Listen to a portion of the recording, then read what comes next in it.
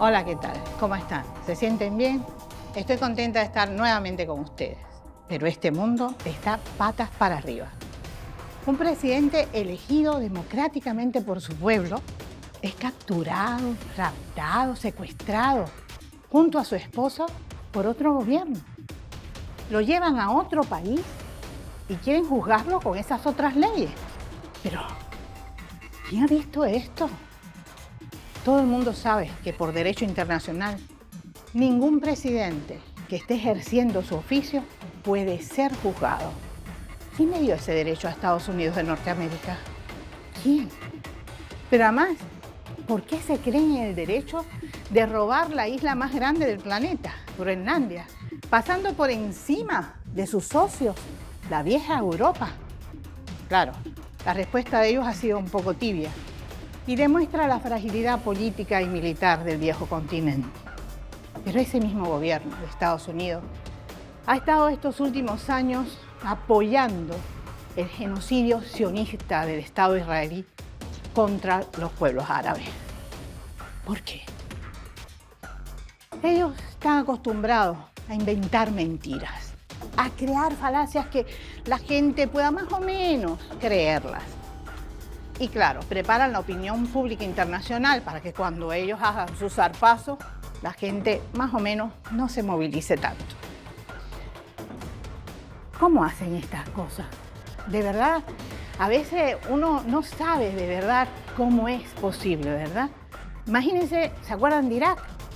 ¿Verdad? Dijeron que había armas de destrucción masiva. ¿Pero dónde están esas armas? ¿Quién las vio? ¿Ustedes? Yo nunca las vi. ¿Dónde están? No existían. Pero de todas maneras, arrasaron con el país. ¿Por qué hablamos de esto? Porque nosotros, Cuba, ha sufrido en carne propia todas estas cosas. Desde hace muchos años inventan patrañas para hacernos daño.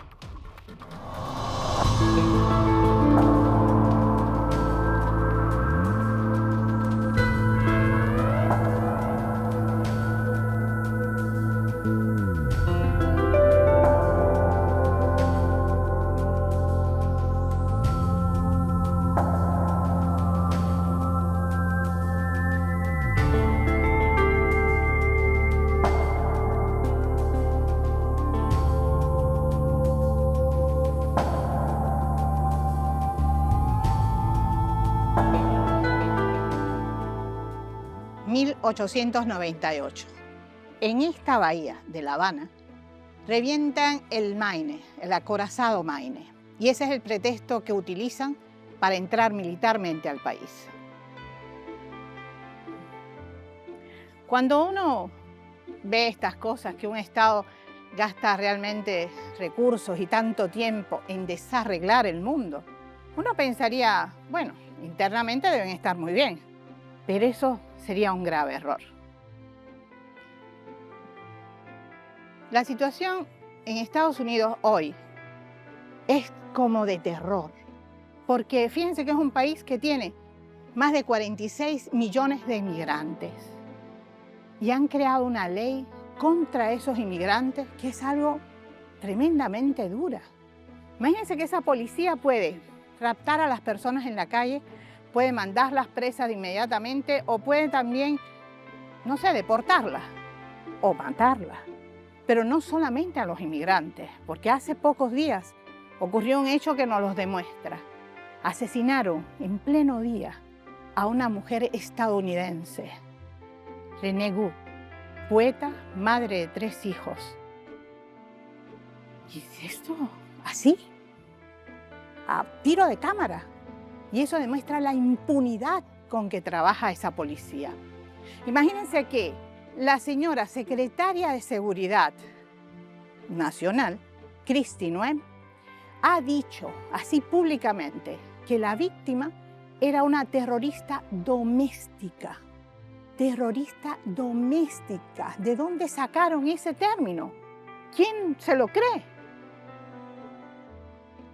¿Y cuál es el resultado de todo esto?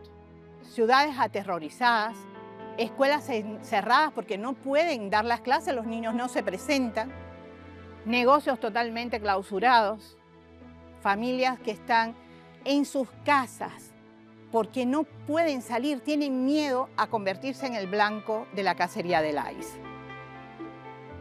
Pero además de todo esto, sobre el pueblo de Estados Unidos hay un manto oscuro relacionado con los papeles del caso del pederasta Jeffrey Epstein, que ha salpicado a montones de personajes importantes y también organizaciones internacionales. Pero es más, ha salpicado al mismísimo dueño del imperio, Donald Trump, ¿sí? Aparece en varios papeles y en varias fotografías porque era amigo de este delincuente. Entonces, desde el punto de vista de los especialistas, ellos han llegado a la conclusión de que este autoritarismo interno y el expansionismo externo es la mezcla que hoy conforma la sociedad estadounidense. De eso vamos a hablar hoy en nuestro programa. Vamos a tener un invitado muy especial que conoce lo que está diciendo, porque ha vivido en el monstruo y le conoce sus entrañas. En un mundo gobernado por las transnacionales de la información o desinformación, este programa les brinda una ruta diferente, quizás algo indisciplinada. Lo hacemos semanalmente. Si usted quiere acompañarnos, por favor hágalo, sencillamente con Aleida Guevara.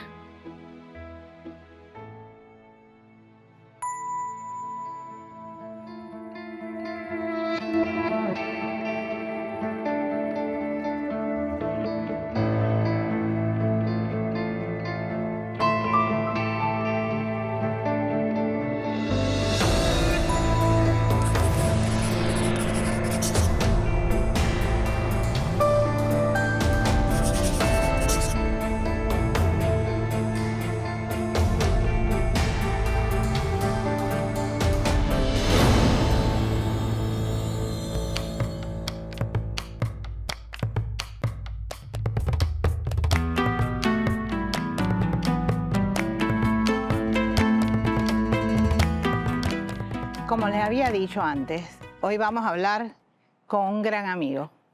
Él es uno de los 5, como cariñosamente lo conocen en Cuba.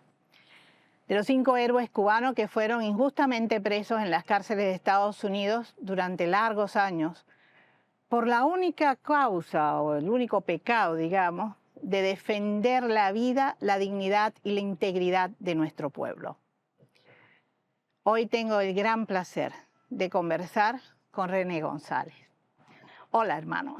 Muy buenas tardes. Nos llamamos así porque a pesar de que no tenemos genéticamente los mismos genes, sí los tenemos desde el punto de vista de ideales, de principios, de valores, y por eso nos decimos hermanos. Muchas gracias de verdad por estar aquí, René. Gracias a ustedes por invitarme y bueno, un saludo a la audiencia de este programa. Bien. René, mira, ¿qué tiempo tú estuviste en Estados Unidos? Bueno, yo viví mis primeros 5 años de vida en Estados Unidos. Vine para Cuba como repatriado con mis padres después de la Revolución. Y luego ya de regreso, entre el tiempo en que cumplí la misión y estuve preso, fueron 23 años. O sea que en total he vivido en Estados Unidos por 28 años de mi vida. Así que naciste en Estados Unidos. Nací en Chicago en 1956 y vine para Cuba en el 1961, luego del triunfo de la Revolución. Y aquí crecí. Y aquí te hiciste. Me hice revolucionario y cubano. Oye, René, ¿en qué tú trabajabas ahí, ya en la segunda etapa, cuando estabas de misión? Bueno, como todo el que emigra, inicialmente hice todo tipo de trabajo. Fui vendedor, trabajé en la construcción, hice piso, hice techo, todo eso para poderme pagar las licencias de piloto. Yo era piloto en Cuba y bueno, allá también busqué la forma de continuar en mi profesión. Y los primeros 3 años hice varios trabajos de ese tipo hasta que finalmente fui sacando licencia y pude comenzar a trabajar como piloto instructor de vuelos.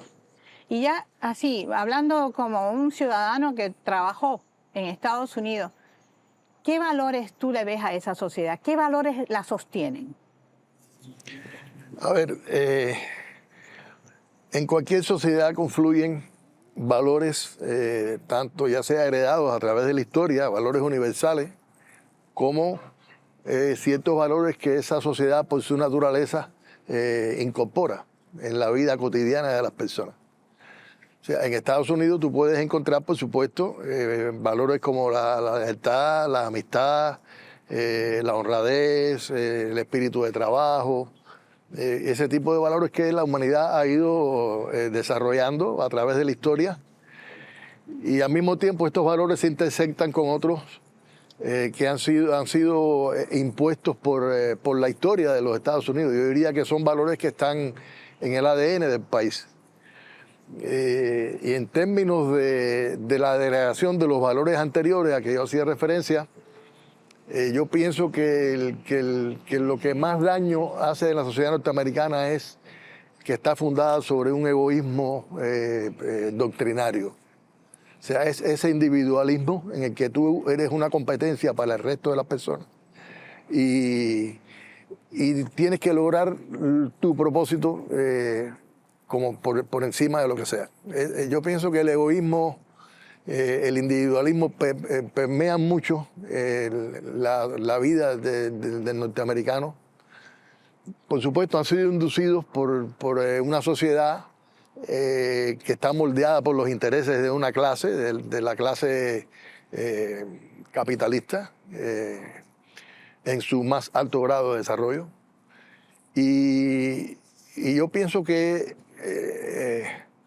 a partir de ese egoísmo, el norteamericano común adolece en mi criterio, de un problema, y es que todo es bueno si te viene bien.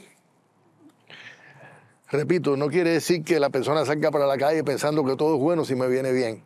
E insisto en que en Estados Unidos vas a encontrar también los valores familiares, que en cada persona se integran según su experiencia vital. Pero sí, ese sentimiento individualista Es fuerte. es muy fuerte y genera entonces un sentido de credulidad hacia lo que tú quieres. O sea, si a ti te dicen lo que tú quieres, si te dicen lo que te conviene, tú lo crees. Y a mí me parece que esa credulidad ha sido alimentada por todos los medios, por el cine, por la televisión, por un sistema educativo deficiente. La historia en Estados Unidos no es una asignatura prácticamente. El norteamericano medio no conoce nada de historia, salvo lo que le dicen en Hollywood. Y eso permite que ese pueblo sea muy fácilmente manipulado. Es un pueblo con una ignorancia histórica e inclusive geográfica. A veces hay personas que salen a las calles de Estados Unidos, son medio de broma, pero en serio, con un mapa y les preguntan a las personas dónde está su país, no saben decirlo. Es una cosa increíble. Yo, por ejemplo, en la cárcel repasé a algunos presos y me daba cuenta que la historia sencillamente no es una asignatura que haga falta. Porque además hay un elemento que se incorpora a esta fórmula, y es que la persona la preparan para ser fuerza de trabajo, no para ser un ciudadano inteligente, capaz de comprender los fenómenos sociales que lo rodean. Y entonces te encuentras con mucha facilidad, y a mí me parece terrible, una persona que es un especialista tremendo en su campo, un especialista informático, cibernético, matemático, y sin embargo cuando habla contigo de temas culturales, de temas políticos, es un niño de 7 años de Cuba. Y yo pienso que es una cosa que le hace mucho daño a esa sociedad, y que precisamente ahora ha sido muy estimulada por las políticas internas y externas de este presidente, que bueno, es el epítome de todo lo que estoy diciendo. O sea, este es un hombre que lo único que sabe es hacer dinero, pero lleva en sí todo lo peor de que el individualismo norteamericano puede incorporar a un ser humano. Y por esa misma capacidad y por su egocentrismo, e inclusive yo diría por su naturaleza así de sociópata, yo creo que estamos viviendo un momento en el que todos esos valores negativos han sido potenciados en los Estados Unidos. Seguro. Y reitero, te puedes encontrar en esas personas que a nivel personal a lo mejor son buenas personas, no son gente que esté llena de odio, que tengan valores familiares, que sean buenos amigos, los puedes encontrar. Yo no estoy diciendo que sean un hato de animales. Déjame decirte que la formación influye mucho en estas cosas, porque yo recuerdo en Nicaragua, cuando nosotros fuimos como pichoncitos de médico, estábamos en el último año, llegaron un grupo de estadounidenses profesores de medicina y le fueron a dar clase a los médicos nicaragüenses como si fueran empezando la carrera. Es decir, ellos se levantaron y se fueron, nosotros nos quedamos por disciplina, pero era vergonzoso, eran buenas personas, eran gente que iban a hacer una cosa humana, pero sin ninguna idea de quiénes éramos como pueblo nosotros. Exacto. No tenían idea ninguna. Eso va a lo que te decía de la credulidad. Entonces es una sociedad a la que se ha convencido de su superioridad, de que son excepcionales. Y entonces cuando, por ejemplo, se va a exterminar a un pueblo como el palestino, se les convence con mucha facilidad de que son subhumanos. O sea, es terrible, es una experiencia terrible cuando tú piensas en que hay personas que sean tan fácilmente, o sea, comunidades que sean tan fácilmente influenciables como para de pronto considerar subhumano a otro grupo poblacional. Y son, repito, valores que van confluyendo todos y van conformando una comunidad que, como se ve hoy, está inclusive en peligro de desintegrarse. Porque tantos elementos de división para un ciudadano, ya sean elementos raciales, locales, étnicos, yo pienso que solamente se pueden congeniarse a partir del consumo. O sea, y por eso se dice que la historia para americano comienza con el desayuno. O sea, mientras tú tengas pan con jamón, huevo, bacon y leche y cereal, tú te vas a sentir orgulloso de ser americano. Cuando no lo tengas, no sé qué va a pasar. Yo nunca he querido que ese país se desintegre, ni mucho menos, pero es que la semilla de ese egoísmo siembra esa semilla de desintegración que se ve en las diferencias raciales, en los conflictos que se presentan, incluso territoriales. Se sabe que hay estados que están optando o manejando la idea de separarse. ¿Por qué? Porque yo soy de un estado más rico y no tengo por qué mantener al otro estado. Y así es como funciona esa sociedad que hasta este momento se ha mantenido cohesionada a partir del consumo, de un nivel de vida construido sobre el sufrimiento del resto del planeta y sobre la idea de que todo eso es porque son excepcionales y porque Dios los bendijo y los hizo a ellos. Vamos a hacer una pequeña pausa y enseguida regresamos.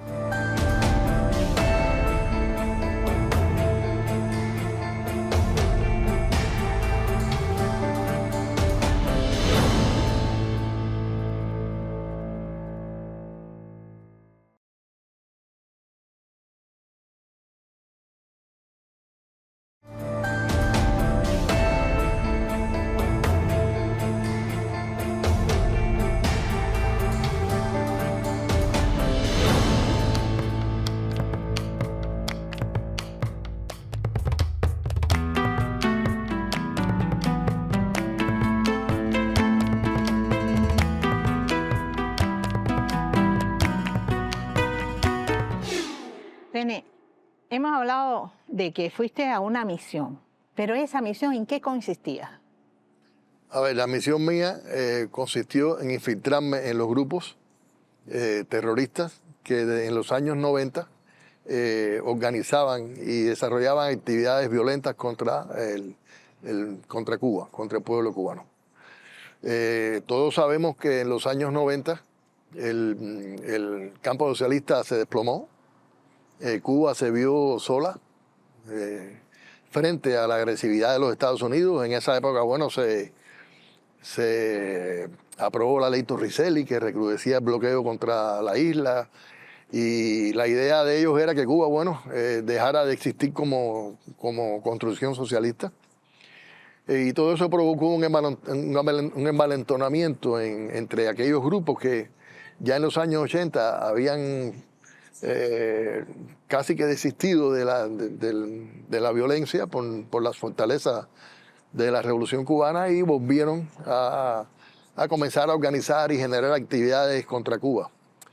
Eran los mismos grupos que en los años 60 habían sido organizados por la CIA, habían recibido entrenamiento en terrorismo, guerra psicológica, habían participado en la invasión de Playa Girón, se habían incorporado luego algunos al ejército norteamericano, otros habían seguido trabajando para la CIA durante los años 70 en la Operación Cóndor, cometiendo asesinatos y crímenes a lo largo del continente sudamericano. En fin, todos esos mismos grupos volvieron de nuevo a restablecerse un poco en los años 90 y mi misión fue infiltrar algunos de esos grupos para avisar a Cuba de las acciones terroristas que se planeaban contra el país. Ustedes son tomados presos el 12 de septiembre de 1998. ¿Cuándo fue el juicio? ¿Qué tiempo se demoró para hacerse el juicio? El arresto, como tú dices, se produce el 12 de septiembre del 98 y el juicio comienza en noviembre del año 2000. O sea, estuvimos 2 años y 2 meses en espera de juicio, preparándonos para el juicio en lo que se tomaban decisiones en la corte referentes a la fecha de juicio. Se pospuso varias veces la fecha por diferentes causas y finalmente a los 2 años y 2 meses, en noviembre, fue que comenzó la selección de jurado. Gracias al esfuerzo que hiciste todos esos días y a tu disciplina, podemos saber realmente qué ocurrió día a día en ese juicio. Lo escribiste aquí en este libro, escrito desde el banquillo, el diario de René. Y de verdad, bueno, es realmente interesante porque cuenta todo, todo cómo fue, todo el proceso. Pero, ¿cómo tú describirías ese juicio? Desde el punto de vista, digamos, para estos espectadores, ¿cómo tú dirías que fue el juicio en general? Bueno, el diario se lo agradezco a los fiscales.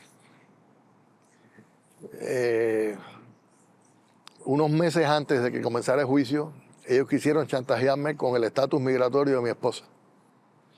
Bueno, ahora que está el tema del ICE corriendo como delincuentes detrás de la gente, bueno, mi esposa lo vivió en carne propia. Ellos querían que yo me separara del caso y que firmara un acuerdo. Y me propusieron ese acuerdo bajo la amenaza de que si no firmaba el acuerdo, bueno, deportarían a mi esposa. Y unos meses, en agosto del año 2000, 3 meses antes de que comenzara el juicio, el ICE la detuvo. En aquel tiempo se llamaba de otra forma INS. Pero bueno, la tuvieron 3 años presa, 3 meses, perdón, presa, y luego la deportaron. Y bueno, ella siempre había querido estar en el juicio, y como no pudo, yo le prometí que le iba a contar lo que pasaría. O sea que yo, no es que me alegre, pero le agradezco a los fiscales que me hayan inspirado a escribir el diario. Porque aunque el diario fue un esfuerzo, no sé si usar esa palabra en primera persona, pero fue un esfuerzo titánico, realmente, valió la pena. Ahora, el juicio, aunque el juicio fue una farsa, hay que decir que nosotros lo ganamos. Nuestros abogados ganaron ese juicio. Y para nosotros fueron 7 meses de gloria. O sea, nosotros en el juicio nos desquitamos de los 2 años y 2 meses que los fiscales se tomaron para empezarlo. Y nos pudimos desquitar de todo lo que se habló de los 5, de que si queríamos destruir Estados Unidos, de que si éramos terroristas, de toda aquella vilificación que precedió al proceso. Y hay que decir que disfrutamos el juicio, cada día del juicio. Nosotros nos levantábamos con deseo de bajar. Y llegábamos ahí frescos y la gente nos saludaba. La gente le empezó a perder el respeto a los fiscales, porque tuvieron que hacer demasiadas trampas. Cuando tú te inventas cargos falsos y quieres alar, como se dice, la sartén a tu sardina, bueno, pues te sucede que tienes que empezar a portarte mal. Y realmente ellos llegaron a concitar el desprecio, hay que decirlo, lo digo así con toda propiedad, y la burla de los marchas que nos custodiaban, de los trabajadores de la corte, de la jueza, porque a la jueza le tocó cargar con una mancha negra en la historia jurídica de Estados Unidos, en la jurisprudencia norteamericana. Y ella en un principio no lo pensaba así. Ella se creyó todo lo que se había dicho de los 5 y cuando empezó a desarrollarse el juicio, que todo aquello salió, ella se dio cuenta de que la habían puesto en un... Yo diría inclusive que ella trató de que el jurado hiciera su trabajo y desarrolló una animadversión hacia la fiscal principal, pero brutal. Pero bueno, cuando el jurado decidió no hacer su trabajo, ella decidió tampoco hacer el de ella al final y las sentencias fueron draconianas, exageradas. Pero ella sabe, ella conoce la historia y la hicieron pasar también por esa humillación. Para nosotros fueron, repito, 7 meses de gloria en que limpiamos el piso con los fiscales. Ese fue, y bueno, y en el diario se percibe lo que pasó en el juicio. Ah, pero yo me acuerdo porque también participé en la batalla por la liberación de ustedes, que tuvimos a veces que aprendernos las mismas leyes de Estados Unidos que habían sido violadas totalmente. Exacto.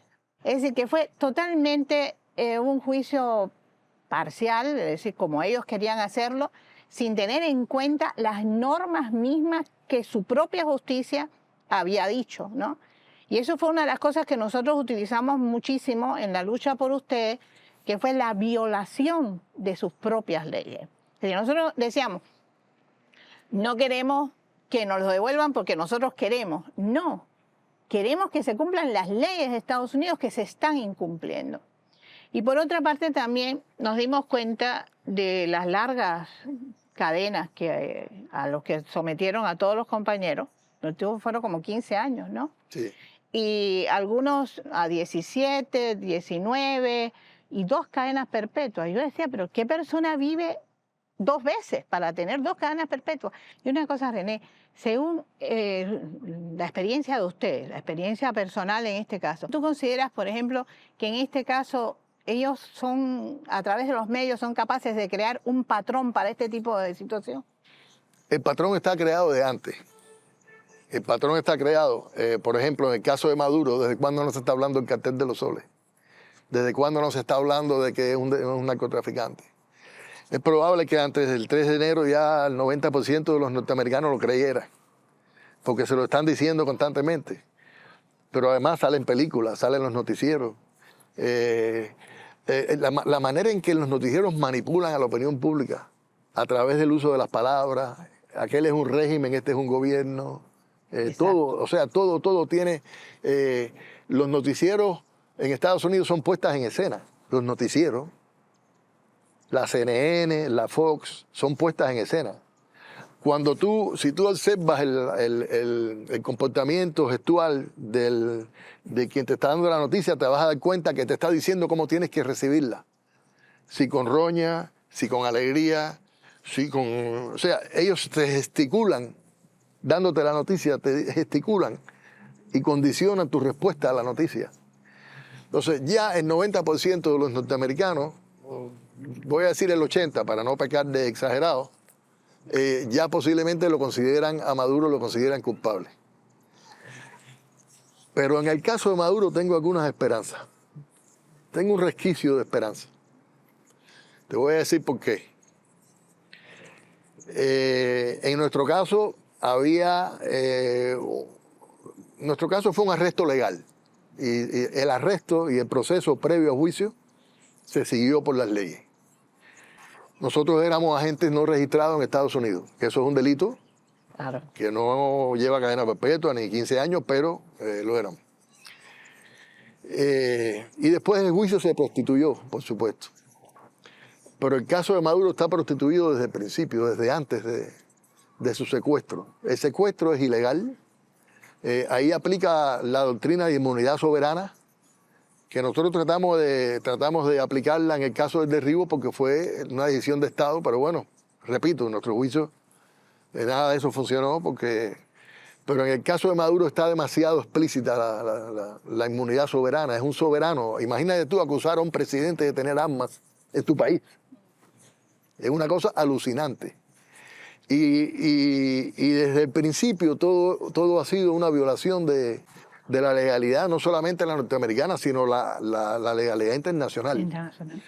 Entonces, reitero, cuando tienes que hacer un juicio tan falso, te comportas demasiado mal, no te queda más remedio. Y hay otro elemento en el caso de Maduro que a mí me alienta un poco, que la prensa no creo que vaya a tener la posibilidad de ocultar el caso al público norteamericano como en el caso nuestro. O sea, en el caso nuestro, como era una historia relegada al gueto de Miami, la prensa del país se retiró y los dejó hacer lo que quisieran. Yo recuerdo que al principio el New York Times mandó una reportera y parece que no le gustó lo que vieron y lo retiraron y se desentendieron del caso. Y entonces quedó a cargo de la prensa miamera. Prensa que inclusive, aun cuando nunca dijo lo que estaba pasando en la sala, sí lloró bastante, porque sufrieron el juicio. O sea, si uno revisa la prensa de Miami, se da cuenta de que no es festiva a la hora de, sino que con todo lo contrario, se queja de que se nos dan demasiados derechos, porque estábamos haciendo trizas el caso de la Fiscalía. Pero en el caso de Maduro yo pienso que va a ser más difícil ocultar a la opinión pública lo que pase dentro de la sala. A mí me gustaría pensar en la posibilidad de que alguien igual pueda hacer un diario, porque como decía, el juicio en su esencia se realiza en buena parte a espaldas del jurado. Pero hay un elemento que a mí me parece que pudiera propiciar un resquicio de justicia. Y es que Nueva York es una ciudad muy cosmopolita. Y pudiera darse la posibilidad de que dentro del jurado hubiera 2 o 3 personas que no se tragaran las mentiras de los fiscales. Ya en Nueva York Trump fue condenado por varios delitos. Delincuente, bueno, presidiendo Estados Unidos. Pero yo tengo esperanza de que pudiera ser que los fiscales no se la arreglen para conseguirse un jurado de 12 personas dóciles. Y eso pudiera ser un resquicio de esperanza para Maduro y para su esposa, que hay que recordar que también fue secuestrada junto con él. Exacto. Vamos a pedir una pequeña pausa.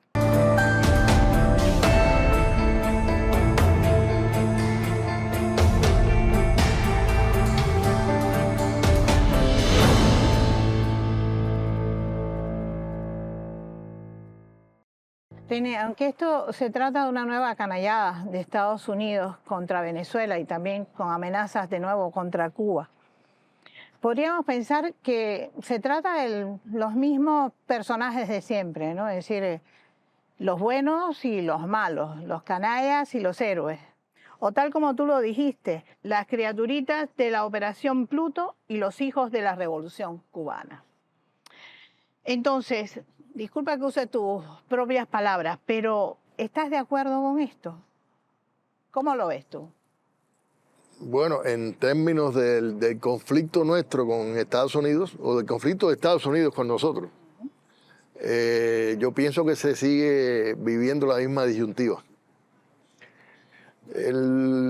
Hay que aclarar que la Operación Pluto fue la que condujo a la invasión de Girón y luego, bueno, a toda la serie de actividades terroristas de los años 60, pero bueno, básicamente la Operación de Girón fue la que identificó esa operación y enfrentó a quienes profesaban lo que nosotros en Cuba llamamos el platismo, o sea, la adhesión a los intereses norteamericanos con quienes profesamos el culto a la soberanía y a la historia cubana. Esa disyuntiva permanece, ya no a partir ni siquiera entre los hijos, sino entre los nietos, porque bueno, nuevas generaciones de cubanos siguen enfrascados en enfrentando esta disyuntiva. Unos seguimos defendiendo la revolución, nosotros que nos consideramos hijos de ella, y nuestros hijos que a los que considero nietos de la revolución. Y bueno, del otro lado también, hijos y nietos de la Operación Pluto siguen apostando por apoyar toda la política agresiva de los Estados Unidos, el bloqueo. Ahora mismo están pidiendo una invasión como se hizo en Venezuela, no se ocultan para desear un bombardeo contra el país, en fin. Y yo pienso que seguimos enfrentando la misma disyuntiva, mientras gobierno norteamericano no cambie su política hacia Cuba, seguirá sucediendo. Yo pienso que los nietos de la Operación Pluto, por su parte, han degenerado en lo que vemos en las redes. Un montón de gente llena de odio, sin ni siquiera una causa política, como pudiera haberse dicho de sus padres, sencillamente haciendo un negocio en las redes, pero es un negocio de muerte. O sea, es el negocio de incitar a los Estados Unidos, de apoyar todo lo que sea criminal en relación con el pueblo cubano. Y por el lado de acá, los hijos y los nietos de la Revolución Cubana resistiendo heroicamente, como lo demostraron estos 32 hombres que dieron su vida en Venezuela. Yo pienso que enviaron un mensaje bien contundente a quienes estaban ahí en Mar-a-Lago frente a un televisor viendo aquello como si fuera una película de entretenimiento, porque hasta ese nivel llegan de bajeza, de miseria humana. Cuando uno ve las fotos de ellos y la preocupación que tenían, porque obviamente no fue el paseo que pensaron que iba a ser, y además cuando se considera que ni siquiera los 32 pudieron llegar a empuñar las armas. No se sabe bien cuántos fueron los que pudieron, los que estaban de guardia en ese momento. Sabemos que inclusive fueron tan arteros que asesinaron en su área de descanso a un grupo de ellos. Y el resto, bueno, pudo enfrentarse, pero se le enfrentó bien. Y yo pienso que es un mensaje muy contundente que se les envía. Que si esos fueron esos 32, ¿qué va a pasar si tienen que enfrentarse a millones de hijos y nietos de Fidel, de la revolución? Pero bueno, aquí estamos enfrentando la misma disyuntiva y la historia era la última palabra. Seguro. Nene, durante todo este tiempo hemos hablado de la solidaridad. En el caso de ustedes, la solidaridad internacional jugó un papel muy importante para lograr la libertad. Tuvimos que movilizar al mundo entero porque había un silencio total sobre los hechos. Con Venezuela no ha pasado lo mismo, es decir, la gente sabe lo que pasó, no han podido ocultar esas verdades. Y como tú dices, ahora también muchos se ponen a pensar, ¿no? Si un grupito de cubanos pudo hacer esto, no es fácil atacar a un pueblo como este. Ellos deben estárselo pensando también. Pero a la misma vez, creo que tenemos que trabajar mucho con esa solidaridad y que tiene que estar muy activa todo el tiempo, porque quizás esa solidaridad es la que puede romper los muros que hoy parecen imposibles de romper, ¿no? En el caso de ustedes, ¿cómo lo sintieron? No, a nosotros nos sacó la solidaridad de la cárcel. Cuando Fidel hizo aquel llamamiento en el cotorro histórico y dijo volverán, puso en marcha primero a un pueblo, al pueblo cubano, ya la familia estaba en marcha, incorporó al pueblo cubano y de manera acto seguido se incorporó la solidaridad desde el primer momento. Yo recuerdo que nos empezaron a sorprender una o dos cartas salteadas, goteando, pocos días después del discurso de Fidel. Y de pronto era una avalancha y se creó una ola solidaria tremenda a favor de los 5, que además incorporó a personas de todo credo político, religioso, ideológico. Sí, señor. Porque hay mucha gente con sentido de justicia más allá de cómo piensan políticamente. Y en el caso de nosotros, bueno, inclusive Amnistía Internacional, el Comité de Derechos Humanos de las Naciones Unidas, muchas personas de todo el espectro político y religioso, filosófico, se unieron a la causa. Y yo pienso que la solidaridad se impone ahora. Yo digo que se impone de manera preventiva. La suerte de Cuba en este momento descansa de algunos cálculos. Y todos sabemos en manos de quién están esos cálculos. Está Marco Rubio, otro personaje lleno de un odio irracional hacia un país que ni conoce, haciendo un negocio con todo este tema. Y bueno, y está el sociópata que dirige, que rige los destinos de Estados Unidos y que aspira a regir hasta los de Groenlandia. Bueno, ya podemos imaginarnos. Entonces, me parece que la solidaridad debe comenzar desde ya. Denunciar, advertir, avisar, porque sería mejor que no pasara. Claro. Sería mejor que no pasara, sería terrible una invasión a Cuba, una agresión contra el país. Moriríamos muchos cubanos, pero ellos también lo pagarían bastante caro. Yo pienso que esos son los cálculos que están haciendo ahora y pienso que están inclusive pendientes de cómo les sale todo lo que han estado haciendo en Venezuela para después pensar un poco más en nosotros. Pero esa solidaridad hoy es más importante que nunca. En tu libro tú escribiste algo que yo quiero leer. Mis 4 compañeros de causa y quien escribe sabíamos lo que estábamos haciendo y que no es otra cosa que lo que ha hecho el pueblo cubano. Defender una revolución, evitar el terrorismo, prevenir las provocaciones que pudieran acarrear una guerra genocida y alertar a nuestro pueblo de la inminencia de una guerra que no deseamos. De la justeza de ese propósito, estamos tan convencidos hoy como lo estábamos el día que la historia tocó violentamente a nuestras puertas. Ha pasado más de un cuarto de siglo de lo que tú describiste en el libro. ¿Crees que sigues estando del lado correcto? Hoy lo creo más que nunca. Y yo pienso que Venezuela es un ejemplo de por qué estamos en el lado correcto. El imperialismo es insaciable. Yo estaba leyendo en estos días estos planes que tienen para Gaza, de convertirla como en un resort, una cosa horrible, terrible, una barbaridad. Es borrar a un pueblo, a su cultura del planeta. Convertirlos, a los que queden, en sirvientes de una oligarquía globalizadora sin identidad ninguna, olvidándose si son palestinos o lo que son, y comenzar a desmantelar inclusive la idea del Estado palestino a partir de lo que ellos sueñan con hacer en Gaza, con un montón de inversionistas millonarios que pongan su dinero ahí para desnaturalizar a una población con una cultura riquísima, multicultural, que vivió en paz, vivieron en paz unos con los otros hasta que se creó este monstruo del Estado de Israel.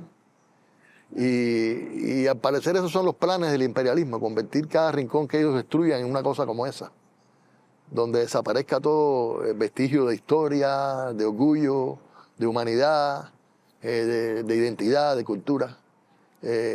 Yo pienso que si el que no quiera ver cuál es el lado correcto de la historia, en este momento debería revisarse. Pero yo sí estoy seguro que estoy en el lado correcto de la historia. Yo también. René, mira, antes de terminar, yo quería hacerte un pedido, de verdad. Te agradezco infinitamente el tiempo que nos has dedicado. Sé que no es fácil para ti todas estas cosas, pero te agradezco. Y quería hacer una pequeña reseña, porque es verdad que ustedes son héroes de la República de Cuba, pero yo trabajé todos esos años que ustedes estuvieron presos junto a sus compañeras y fueron también incansables. Yo recuerdo que yo llevaba en una ocasión una pancarta en las manos y me dolían los brazos. Ya no podía más con esa pancarta. Y ellas seguían como si no les dolieran los brazos. Y creo que era la fuerza del amor. Por eso quería hacer una pequeña reseña a esas mujeres que defendieron la vida de ustedes con todo el amor del mundo y con toda la fuerza de nuestro pueblo. Antes de despedirnos, quería pedirte una dedicatoria en el libro. ¿Puede ser? Claro, por supuesto. Aquí tienes. Aquí esta dedicatoria le falta la firma de Olguita. Sí, señor. Pero bueno, ya lo voy a hacer por los dos y después ella firma la parte que le corresponde.